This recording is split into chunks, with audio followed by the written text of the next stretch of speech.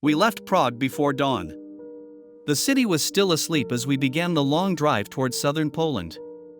There was no excitement in the usual sense of travel.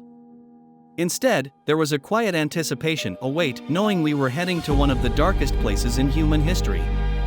Auschwitz was never part of our original tour, yet somehow it felt necessary to come. When we arrived, the setting was deceptively calm. Brick buildings lined up in rows. Trees stood tall. The sky looked ordinary. Nothing outwardly announces the horrors that unfolded here. Then we saw the gate. Arbeit macht frei. Work makes you free. The words are iron, curved overhead, chilling in their deception. Prisoners passed under that sign every single day. Many would never leave. This site, Auschwitz I, was established in 1940. Originally intended as a detention center for Polish political prisoners, it quickly expanded into something far more systematic and far more deadly. Today, when walking through the preserved grounds, visitors step onto gravel paths between the brick barracks. The buildings are numbered, orderly, structured. It is almost bureaucratic in appearance, which perhaps makes the reality even more disturbing. Inside the blocks, exhibitions now display what remains of confiscated belongings. Behind glass, you see piles of shoes, tens of thousands. Some are elegant leather dress shoes, others worn work boots. And then there are children's shoes, impossibly small. Suitcases are stacked high, many carefully labeled with names and hometowns. The owners likely believed they were being resettled, not exterminated. There are eyeglasses by the thousands, a sea of lenses representing people who once looked out at the world with hope, fear, or uncertainty. Perhaps most haunting is the display of human hair, shaped from victims and stored for industrial use. These artifacts confront you with individuality. Each object belonged to someone. A person with a story, a family, a life interrupted. In Block 11, the so-called death block, the atmosphere grows heavier.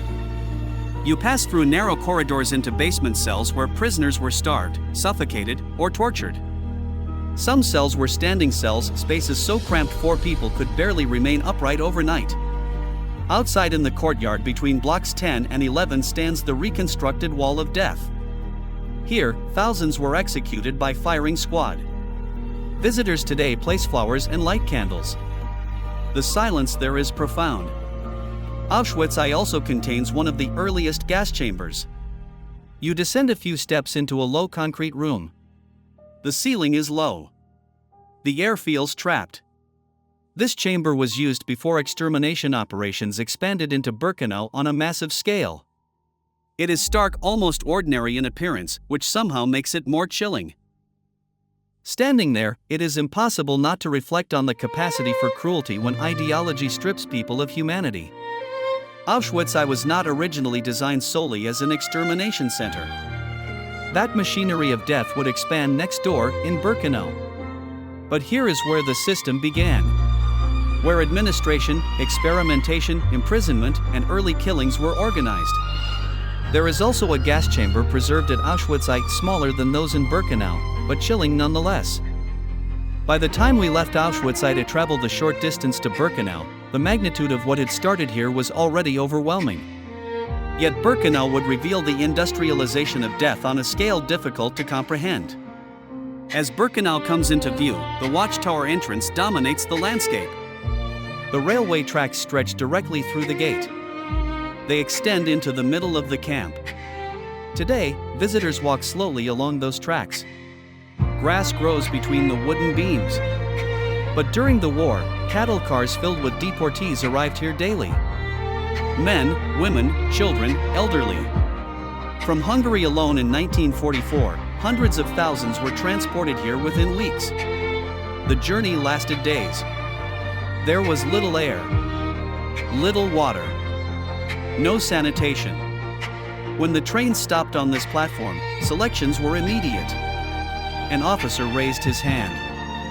Left or right? Life for forced labor, or death within hours. Standing here now, you see open sky, open fields, birds flying overhead. The contrast is difficult to reconcile. Birkenau covered approximately 425 acres. At its height, it held more than 90,000 prisoners at once. Rows of wooden barracks once extended to the horizon. Many wooden structures have collapsed. Only brick chimneys remain, rising in long lines. Markers of where buildings once stood. Inside preserved barracks, wooden bunks line both sides of narrow corridors. 3 tiers high. Straw mattresses. No insulation. No heating. Hundreds lived in each barack. Disease spread quickly. Starvation was routine. Birkenau was designed as an extermination center.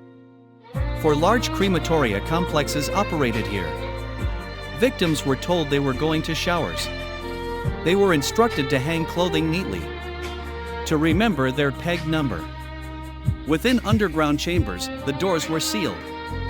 Zyklon B pellets were dropped inside. In 20 minutes, thousands were dead. The crematoria operated continuously. Smoke filled the air. Ash fell across fields. In January 1945, as Soviet forces approached, the Nazis attempted to destroy evidence. They blew up the gas chambers.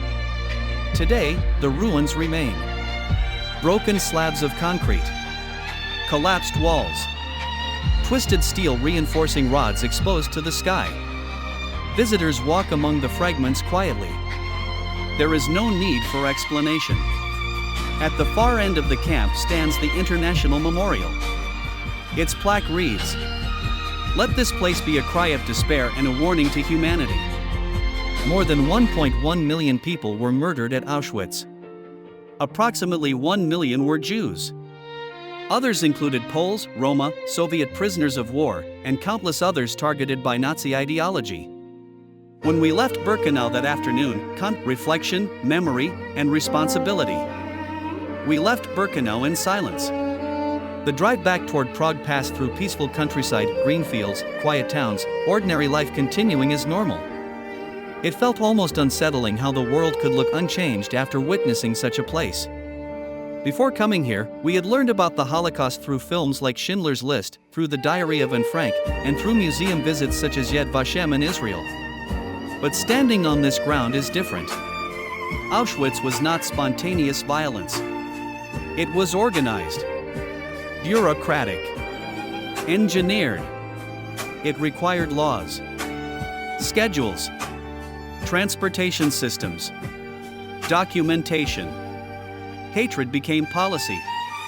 Prejudice became law. And ordinary people were persuaded or allowed themselves to participate. Auschwitz forces difficult questions. How does such cruelty grow? How does propaganda transform neighbors into enemies? How does silence enable injustice? The Holocaust remains one of history's clearest examples of what happens when human dignity is stripped away.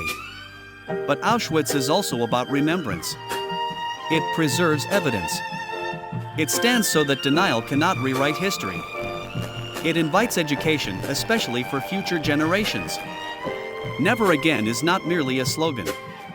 It is a moral commitment. It is vigilance against dehumanization in any form. As visitors, we do not leave with triumph. We leave with responsibility. Responsibility to remember. Responsibility to speak. Responsibility to protect the dignity of others. Because places like Auschwitz should never become ordinary in our memory. They must remain sullen reminders of both the fragility and the value of humanity. Never again.